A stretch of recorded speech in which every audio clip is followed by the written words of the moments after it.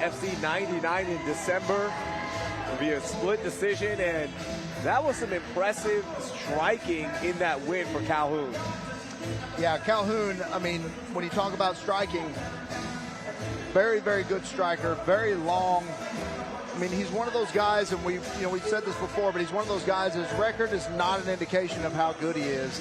Emmanuel, a very good striker. He will get in there. He will bang with you. You know, he's had some very tough fights, Alex. Like Damian Anderson. And, yeah. You know, nobody's beating Damian Anderson right now. Damian is just at the top of the heap in that division. But man, Emmanuel Calhoune landed well. You know, this is a terrifying striker for an opponent. Yeah, he's got a tremendous Muay Thai resume. He's got very powerful knees, a good clinch game, good striking. But man, I knew about him on the Muay Thai scene before he did MMA. And knew he's a dangerous fighter. I'm looking forward to seeing him fight. Brian James here in just a moment. Calhoune is inside, fighting out of Aztec MMA. Pena Alamov is here. I just saw him. Yeah. He's in the house as well. Good to see him. Let's meet his opponent. Please welcome to the red corner, Brian James. Brian James making his debut after going 5-4 as an amateur here at Fury FC. Fought some tough dudes to end his career, Cade Foradori being one of them. He never backed down from a fight. That was one of the big things watching him. He was like, give me every fight possible. Yeah, and those fights, like you said, Cade Foradori, Isaac Vasquez, who we just saw, that was one of his losses. Damian Arande was one of his losses, and then your guy, Josh Thomas. Yeah. Very, very tough. Brian James right here. Very tough opponent. I've always enjoyed watching Brian James fight, and then much like, honestly, Gage, his first couple fights, some split decisions, but he really kind of found his own footing in the cage. He was always really tall and long for the weight class, but he never really knew how to use it, you know, and then about 3 or 4 fights deep as an amateur, he kind of found that ability to throw the jab, throw his big, powerful kicks. He'll throw jump knees. He's got a lot of, like, cage clinch time, some wrestling time. He's got a good team with a very active set of young fighters. I mean, this is going to be a good fight. And we look at our tail of the tape brought to you by Space City Collective. Check out their new location in the Pearland Town Center. I just went. Absolutely amazing. You got to go pick up all your kicks and height wear right now at Space City Collective. Even on the height, 1-inch reach advantage for Emmanuel Calhoune. Featherweight division showdown underway. But first, let's get our introductions. The following contest, brought to you by Space City Collective, is scheduled for 3 rounds of the Fury FC Featherweight Division. Introducing to you first, fighting out of the blue corner. This mixed martial artist is 6 feet tall, and he weighed in at 146 pounds. Fighting out of Oak Cliff, Texas, today he seeks his second win as a pro. Here is Emmanuel Shockwave Calhoune. And introducing his opponent across the cage, fighting out of the red corner. This freestyle fighter stands 6 feet tall, and he weighed in officially at 145.2 pounds. Fighting out of Houston, Texas, by way of Long Island, New York, today he makes his professional debut. This is Brian the Hitman James. Your referee in charge of the action, JJ Ferraro. All right, let's get this one going. Man, both guys really tall for the weight class, similar builds for both southpaws as well. What are the odds? Oof. Immediate flurry there from Calhoune. Oh, big kick for the Hitman. Calhoune's got some real stiffness in these punches. I know Calhoune, being the southpaw, when he would fight orthodox fighters, would hit those like those walk-in open side knees. Not quite as accessible when you're in the closed stance.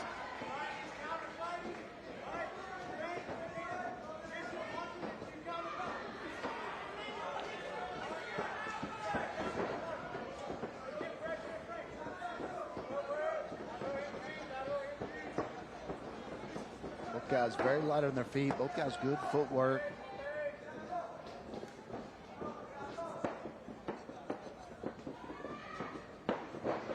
See Emmanuel Calhoune a little bit wider stance than we're used to seeing out of a Muay Thai fighter, but looks like he's concentrating on those hands right now, not throwing many kicks. Also seems like he's throwing with a lot more power on every punch. Yeah. Before it was more volume for Calhoune. He is loading up on these punches. And the next level guy's got some pretty good wrestling. I was thinking James would probably need to use that in this fight, as Calhoune's Muay Thai pedigree is pretty strong.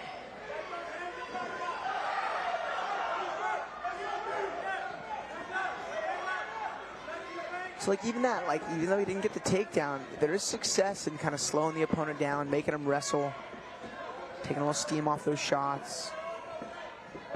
You know, make him second guess entering in.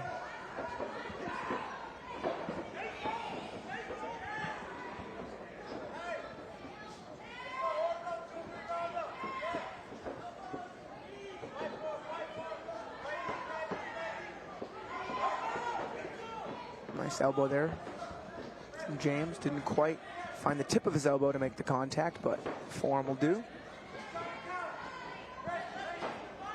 Oof. The patented James flying knee. Again, no connect, but always fun to see. Yeah, both these guys, you can tell both these guys are looking for a knockout here. Mm-hmm. Yeah. Just past the halfway mark of round one. A little more weight behind the punches of Calhoune, it seems.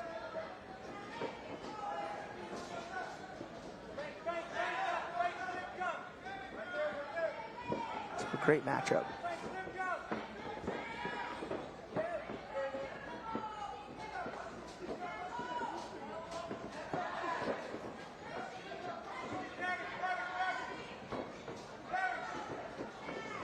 Oh, good left hand there from Calhoune.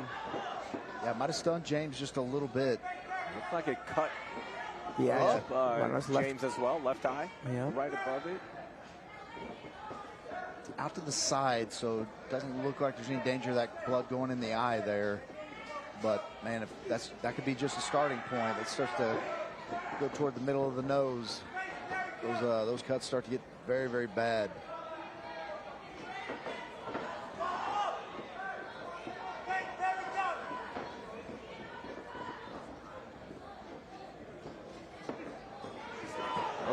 Oh man, Emmanuel Calhoune!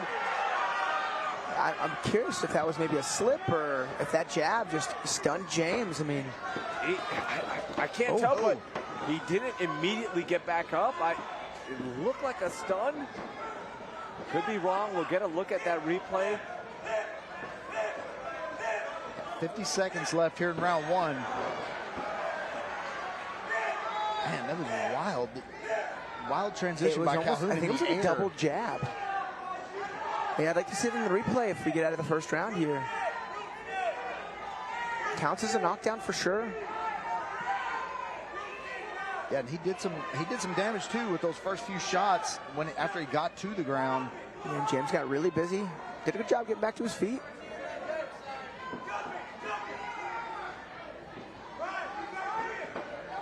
Yeah, and the fact that he jumped right back into the fight tells me that might have been a slip, or either that or he just woke him up. He really did jump back into it, though. I mean, oh man! Oh, those are some strikes to take back to the corner. What a fight! Some damage on the face of James. It looks like a cut under the right eye and a cut over the left eye. I was kind of afraid of that because this looked like a knee injury a little bit when the way he fell. Yeah, I'd be curious. It looks like we'll get it here in the replays in just a moment. Yeah, I just wonder if it was his knee just buckled a little bit. We'll see if this is the exchange. Boom. Boom. Oh, it was a jab. Yeah, it looked like it was a double jab. Yeah. That second jab just hit him in a really flush spot. I think while James's weight and head positioning didn't have any potential release going backwards. Yeah, so glad to see it's not an injury. It was from something. And, you know, it looked like he landed some big shots, but I was just watching as those follow-up, the next three shots, he had his arm up, and so he was hitting the arm. He wasn't really hitting the head or face. of James on the way back up. So Michael, you might be right, though. He is walking pretty gingerly, is Brian James. I don't want to speculate or anything, but the way he walked back, look, he's walked like that. He's favoring that left leg just a little bit. Look at his right foot staying kind of like low and stationary. Try that left foot. I don't know, maybe not. Yeah, whatever the problem is, Calhoune saw it too. Probably going to start working on those legs. Yeah, look, that leg has like a weird bend to it right now. We'll see. Yeah, it looks like he's trying to keep it as straight as possible, trying to keep the weight off of it.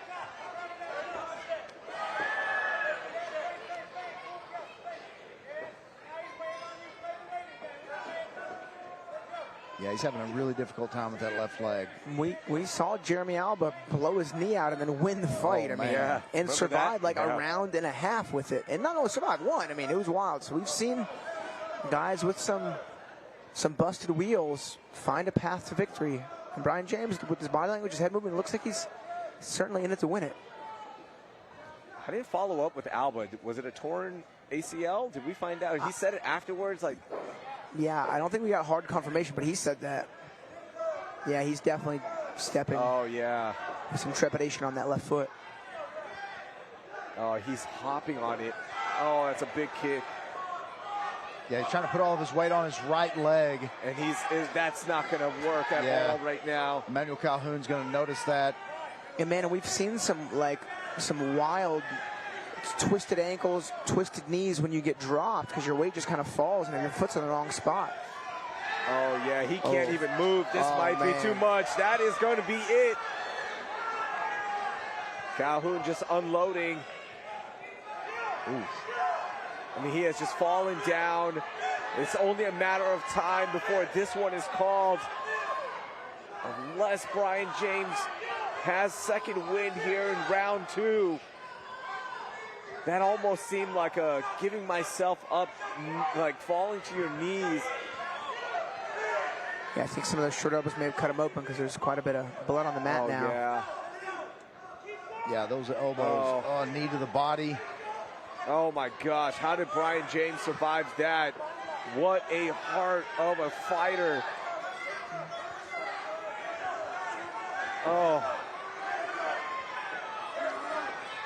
Brian James rocks him with a left hand. Here we go. Can we see it again? Wow. Oh, that was a good angle. Brian James doing the right things to find himself in a position to hit big punches. Nice knee. Very creative there from Calhoune. Oh, man. Looked like he slipped there after eating that punch. Did Calhoune. Under 2 minutes.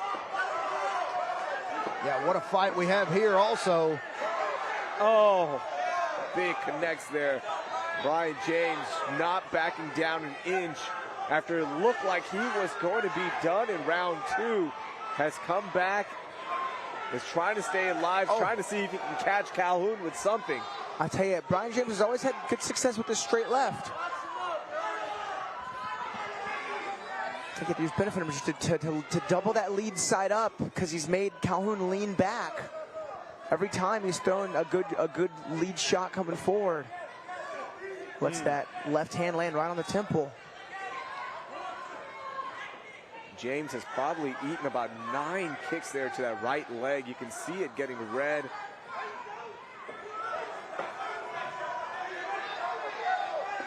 The classic jab cross, so it's pay off dividends here for Brian James. Under 1 minute left in round 2. Good kick there from Calhoune. It's funny, I was telling all my students on Saturday about this fight just because it's such a crazy fight. I was like, guys, if you want to watch the prelims, check out this fight in particular. And man, if they showed up early and saw the last one, this is 2 fights in a row. Oh, man.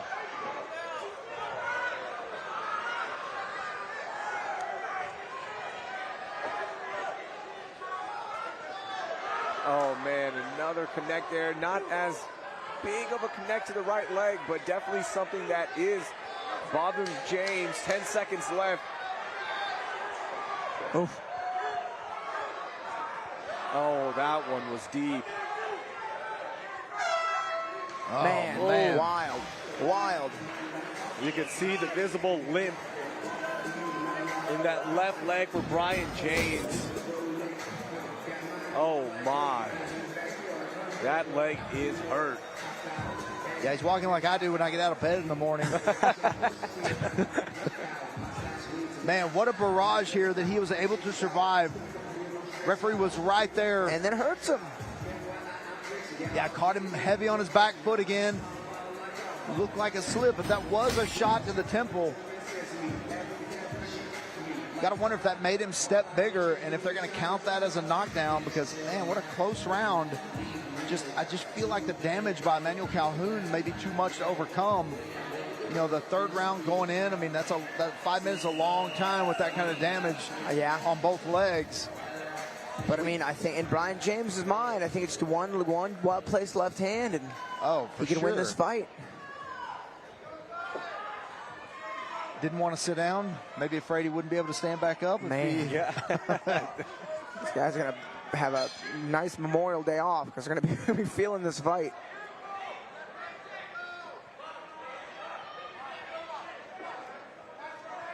Round 3. See what Brian James can do on that hurt left leg. Had enough to come back and survive an onslaught in round 2 from Calhoune. And might have even stolen the round. Big kick there from Calhoune. Yeah, you can tell Calhoune's corner said, attack that leg. This is Brian James's chance. He realizes the leg is hurt as Calhoune, so he starts doubling and tripling down on kicks, but Brian James catches the kick. Scores a takedown and has full back exposure. Now he's going to have to get his hooks in. That's what Calhoune needed, was to get back to his feet. James holding on, making sure. Is there one more opportunity to get this back to the ground? Yeah, probably doesn't have the legs under him to jump to get to the back. And it's going to be very difficult to drag him to the ground just because of how sweaty they are here in the third round. Look how beat up that right leg is right now for Brian James. Oh, it's a lift. Calhoune stays upright. He had to put a really, really hard angle on those lifts just to make sure they can't get both their feet back on the mats. I think opportunistically that was about as good as it gets for Brian James. Calhoune did a good job being defensively responsible, getting back to his feet.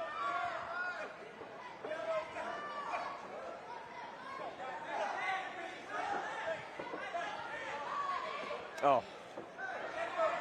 Calhoune just teeing off, but James not backing down with another good counter. Oh. Man, you can see that thigh of Brian James is marked up. That thing will be purple tomorrow. Oh, man. That is making my legs hurt just looking at it. It's about as beat up of a leg as you can get.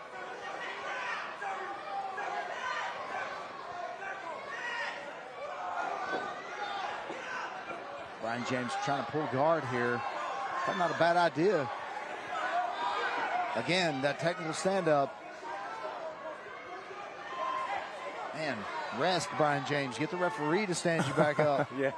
Or maybe he was afraid to stay on his back and just take too many from those leg kicks. Oh. Just holding on for dear life right now is Brian James, but in the mount is Calhoune. This is actually not a bad plan to give up your back if you feel good about your defense. Yeah. Because it's going to stop those punches. It's going to give him a chance to get some blood flow back to his leg. And his amateur career, Brian James did show some really good ground defense. I mean, that fight was all but won for Calhoune. He's needed to throw just a couple of shots, but they got tied up in the guard. And if you're Emmanuel Calhoune, you're thinking, why is this guy not going away? I've done everything I can. And Brian James has survived multiple onslaughts, a busted up left leg, a damaged right leg now after eating so many kicks, and yet he is still alive right now in round 3. But Calhoune threatening. And if I was Calhoune, I would just get off of him. Yeah. And just get away from him. Yeah, try to make Let him him stand stand up. back up and see if he can stand back up. I don't think Brian James would be able to stand back up right now. I just think this is... I'm with you. The way he buckled on that last fall, it looked like that leg was done. Gosh. I'm getting cramps from watching him get kicked. And I don't know if I can stand up right now. Let's try. Yeah. Let's get some blood flow into those legs. We've got 9 fights coming up, by the way, on UFC Fight Pass, 4:30 p.m. Central Standard Time. Our main card, Fury FC 104, gets going there, including a title fight between Nick Aguirre and John Yanis for the Bantamweight Championship. 20 seconds left.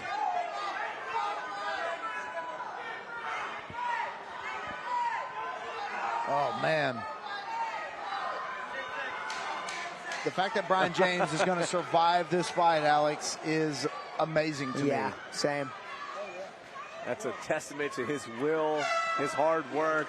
Wow. What an impressive survival. Oh, easy getting up. Man, a lot of respect between these two fighters. That was awesome. Phew, man.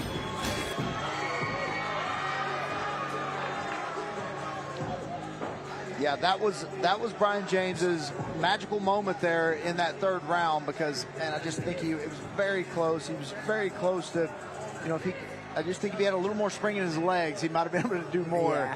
Because, you know, that backwards connection with those heels and trying to pull with your heels a little bit, that's absent right now for Brian James, and it was valuable in that position. Man, what a fight. What a badass Brian James is. I know. God. That was wild. Man, so much respect for him. And Emmanuel Calhoune, to his credit, man, just seeing it, you know, seeing these guys, you know, seeing the wounded animal and just, you know, pouncing on it and just not able to get the finish. What a fight, man. We still have one more fight coming on this prelims broadcast. Coming up next, we've got Shane Wright taking on Alex Foster. Both guys looking for that coveted first win as a professional. And then we open things up at 4:30 p.m. Central Standard Time on UFC Fight Pass. Brandon Holmes taking on Zach Borrego. First fight out the gate is going to be a banger, but inside right now, let's see how the judges scored this one. Here's Wayne Leggett. Ladies and gentlemen, after 3 rounds of combat, we go to the judges' scorecards for your decision. Brought to you by the Big Beast of Bourbon, Warbringer Whiskey. All 3 judges score the fight 30-27, declaring your winner by unanimous decision, Emmanuel Shockwave Calhoune.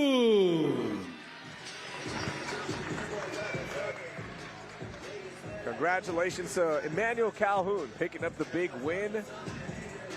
With one more fight left, Alex Morono is now going to go head upstairs to get his fighter, Joe Hendershot, ready for the main card. So it's just us two, Michael.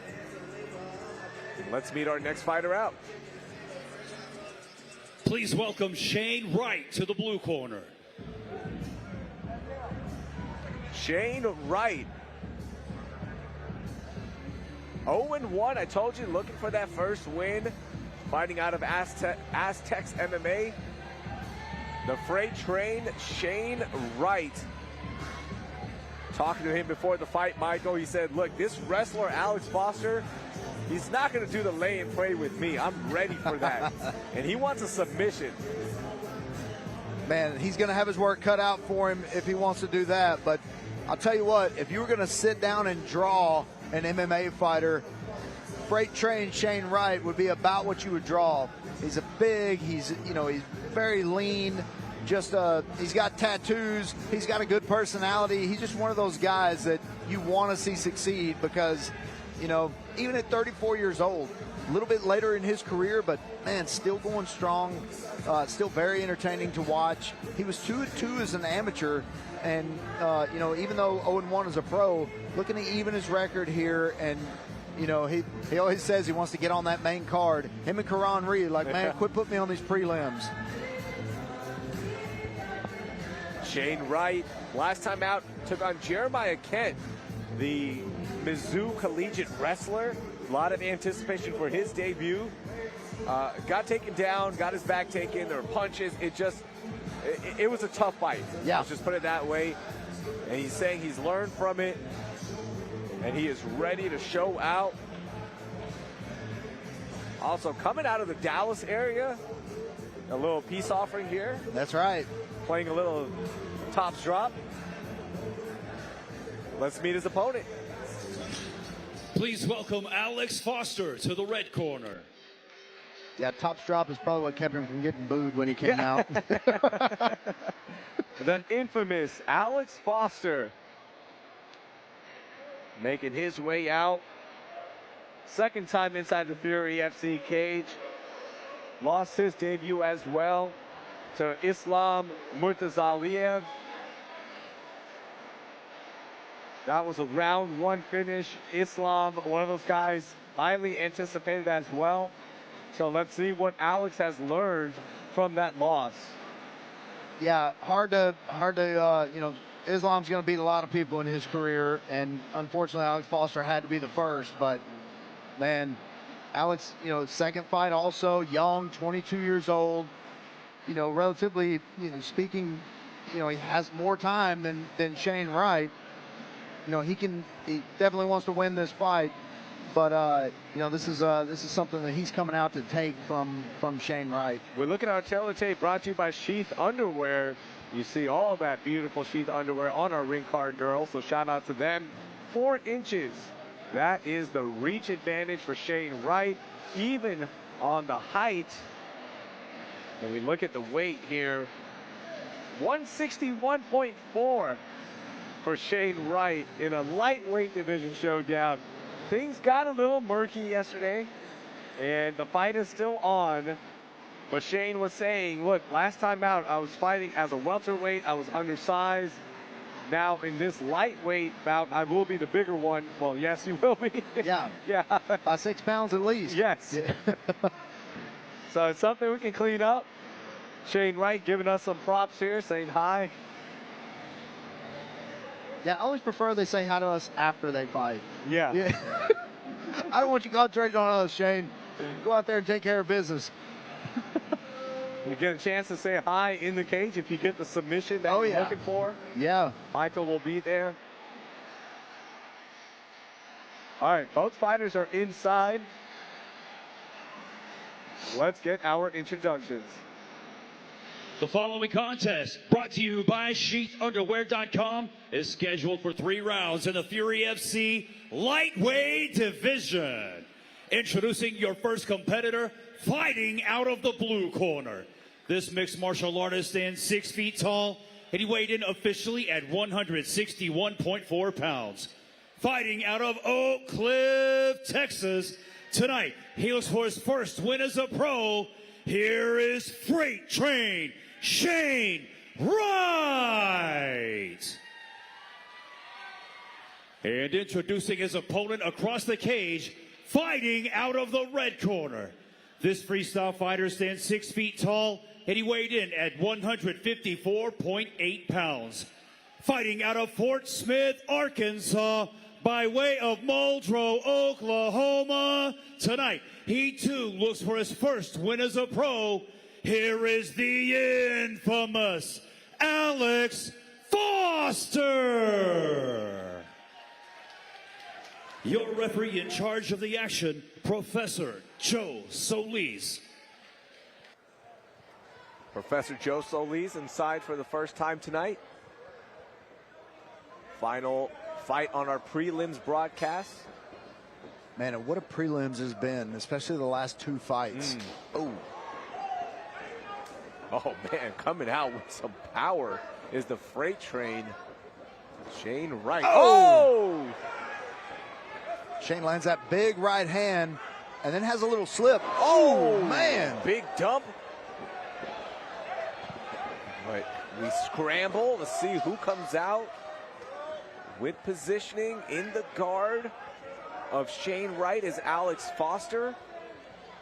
Looks like a modified rubber guard. Well, he's going for a triangle here. He's just got to push his hips up a little higher. Alex Foster's doing it, and he's got it.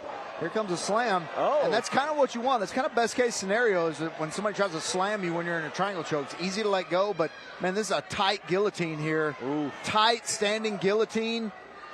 Can Alex get the guillotine right here? He's out. He's out. Wow. A standing guillotine for Alex Foster. Wow. A finish. Yeah, when somebody gets you in a standing guillotine, you have to squat down. You have to go for that takedown and pass the guard as you take down. That head's got to be on the opposite side. Because, man, there is no harder leverage than a standing guillotine. Man. Shane Wright has come back. He is okay standing up. Got caught in a deep, deep guillotine, and that was it. Alex Foster, have yourself a moment, sir. There's the big dump.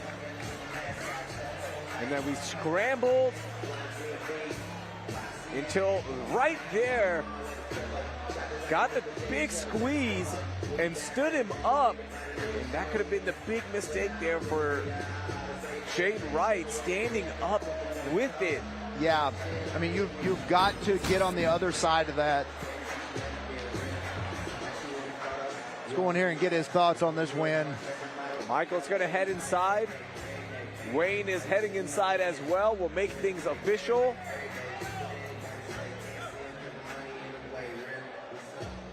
Take it away, Wayne. Ladies and gentlemen, referee Joe Solis calls for a stop to the action 1 minute into the very first round, declaring a winner by technical submission due to a guillotine, the infamous Alex Foster.